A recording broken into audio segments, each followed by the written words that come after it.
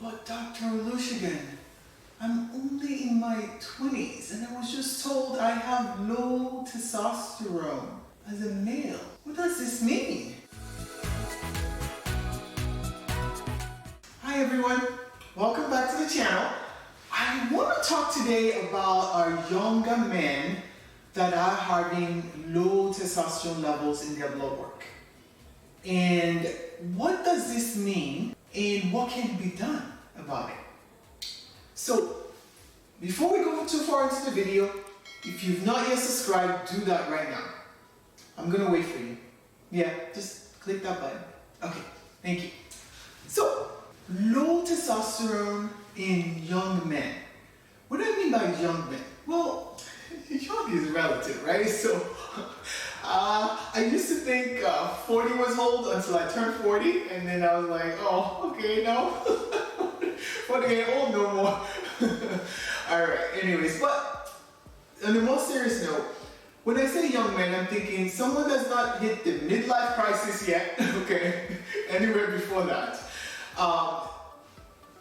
We're seeing more and more men in clinical practice coming in their 20s, in their 30s, and already having testosterone below 300. Yes, below 300. Male testosterone levels ranges anywhere from, we say, 300 to 1200. Depends on the lab that you go to, right? We talked about reference range on this channel before. But if you look at that spectrum, right? We expect the younger men to be closer to the 1200 and the older men, I mean like those in their 90s, closer to the 300.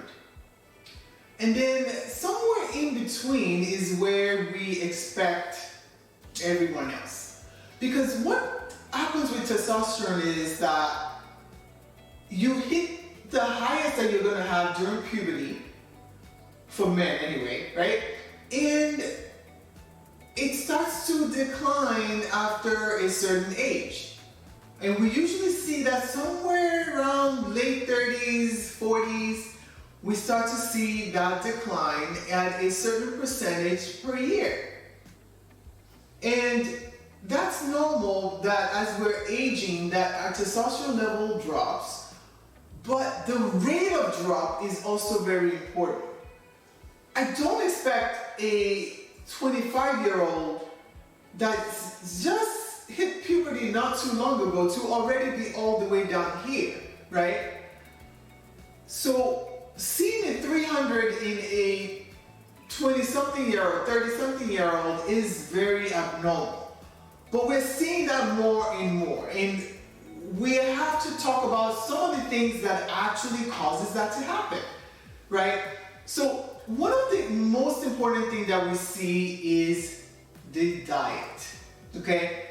What are we eating that is disrupting the signal that our brain sends to the testes to tell it to release the testosterone?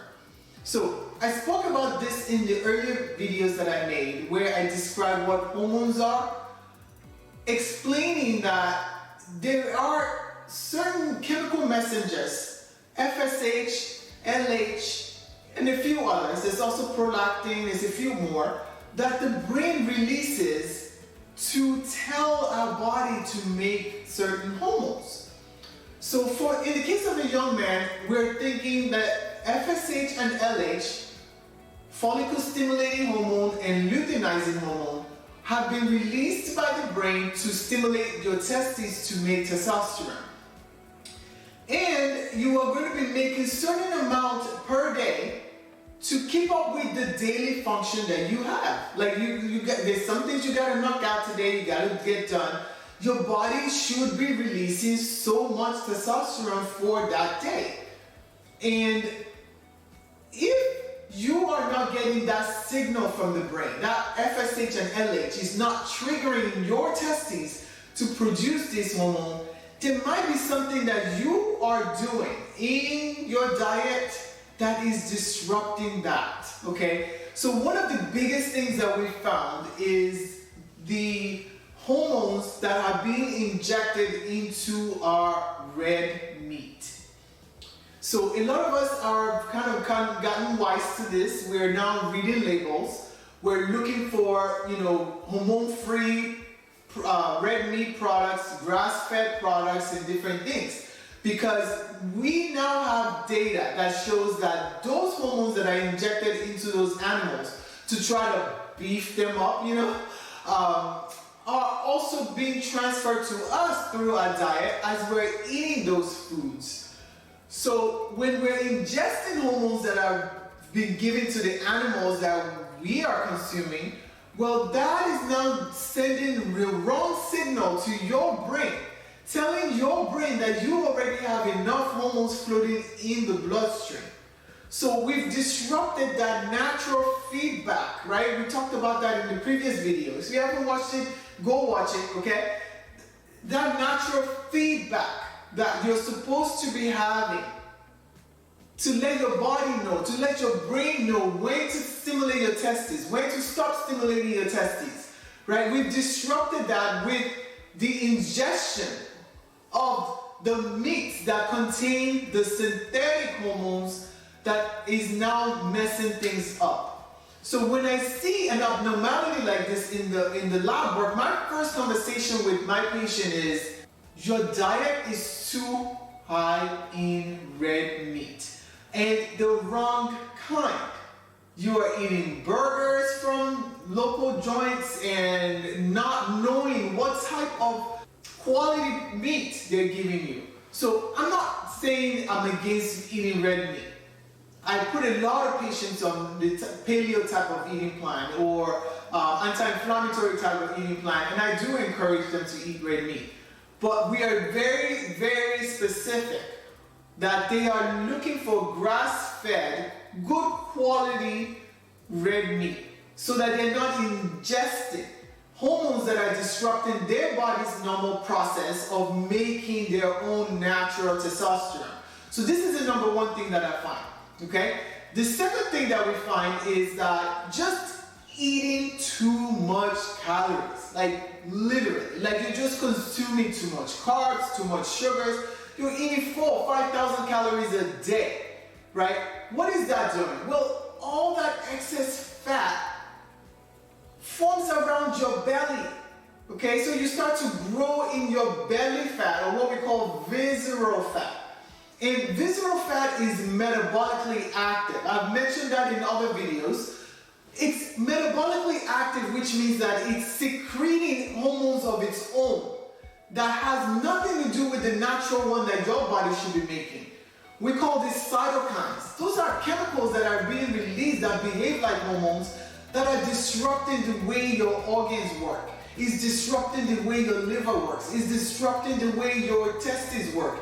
It's affecting the way your pancreas works. So you're becoming more likely to develop diabetes. You're gonna have to cut calories down. You're cutting the bad stuff out. You're taking the sugars out, the carbs, the processed carbs, right? I'm not saying you can't eat carbohydrate. You can eat things that are healthy. Whole foods. Get your own sweet potato and cook it. And use that instead of French fries and things like that. Those are the changes that you have to make if you want your own body to make your own testosterone when it needs to make it. Okay? The third thing that I usually find, right, in young men that have low testosterone is, is it a central problem? Okay, what I mean by that? A central problem means that there might be something going on in the pituitary gland, which is the part of the brain that releases all these important hormones like the FSH and the LH, right? Every now and then we'll find someone that has some type of growth in their pituitary gland that is suppressing the release of this FSH and LH. So we call this a central problem because if we don't address that underlying issue, right, that structural issue, we will not be able to fix this problem with the testes, okay? So the testes itself might be able to make testosterone, but it's just not getting the signal from the brain to make the testosterone. So in that case, it's very simple blood test that will tell us what's happening. And then we'll follow it up with imaging, like a, MRI, to see whether truly there is some issue in that gland.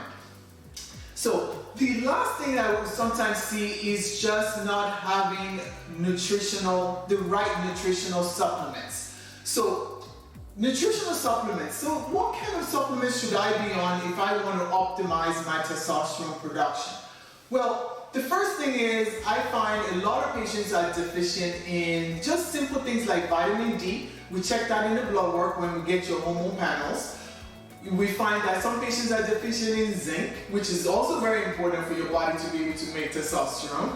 We will sometimes find some patients just are low in cholesterol, maybe because they've been put on cholesterol lowering drugs, again, as a result of eating bad, right? So because they've been put on cholesterol lowering drugs, well, if you don't have cholesterol, which is the backbone of making testosterone, guess what you're not gonna have is testosterone. So to fix that problem, well, we need you to eat right first, so we can take you off of the cholesterol lowering drugs so that you can have the cholesterol that your testes needs to be able to make the testosterone. Do you see how this all works together? Okay, so you cannot live diet out of it is what I'm saying. I understand, yes, everybody wants to shoot testosterone as the easy way out. Well, what does that do? When you're 20 something and where you're already injecting testosterone, well, it's just going to shrink your testes. Okay, and the test is like, oh, you're giving me the testosterone, why bother? Like, you just keep giving it then, right? So no, we don't want to do that. We want to get your body to make it. Okay, so when we find that there is a central problem and we need to fix that, there are some solutions that we can do even before we inject testosterone. A lot of patients have never heard of this medication called Clomid. So in my younger patients, I would start with something like that. Like Clomid would just tell your brain to tell your testes to go ahead and make more testosterone naturally, right? I don't have to inject any testosterone. Isn't that nice, right? You can save the volume of your testes so that you don't have those shrunken testes that we, sometimes read about because you've been injecting testosterone for too long. Okay, so we don't want to start earlier than we need to. Let's fix the underlying issue. The root cause is the way you're eating, what you're eating, how much you're eating, and what vitamins you're taking. If we can fix those things, a lot of this problem goes away. Okay, so let's start there before we talk about testosterone replacement. Because for a lot of our young patients, they don't need that. You might also find a video that I released earlier this year that talks about, what we saw with testosterone being suppressed or lowered because of the COVID infection. So there are data now suggesting that patients that actually had COVID infections did cause their testosterone levels to dwindle. And so some of that we're also working through and figuring out if you're one of those patients that did not recover from the COVID causing the lowering of your testosterone. But before we blame anything on COVID, we want to make sure that behaviorally, our lifestyle, we have fixed that. Because if that issue is still there, we cannot blame it all on the virus, okay? So hope that helps. We're going to talk more about this topic in our free VIP group. Make sure you subscribe, make sure you join that group. Subscribe to YouTube and join their school group so you can hear more juicy details about this topic. See you on the next one.